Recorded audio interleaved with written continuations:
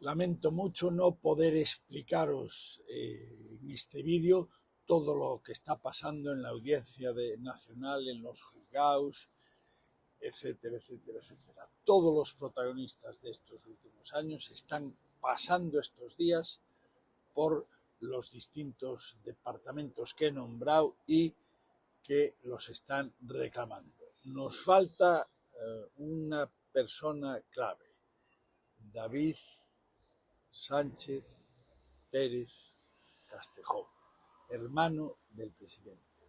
Tiene que venir este mes, la última semana. No recuerdo, estoy hablando de memoria, creo que el 29. Está en Japón. ¿Creen ustedes que va a venir? Eso es a lo que estaremos atentos, porque del resto ya van saliendo cosas parciales, hay mucho ocultismo, ahora mismo está todo el mundo pensando, lógicamente, en sus propios intereses y es muy difícil hablar sin equivocarse.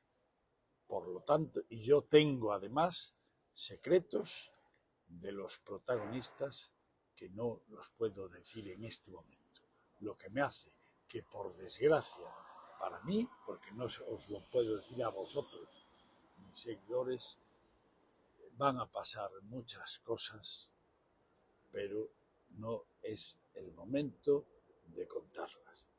Y sí, lo que están ustedes pensando, puede que todo quede en nada. Culpables claros, Ábalos y Coll, que son los que ahora parece que van a pagar todo el pato. Vivir para ver.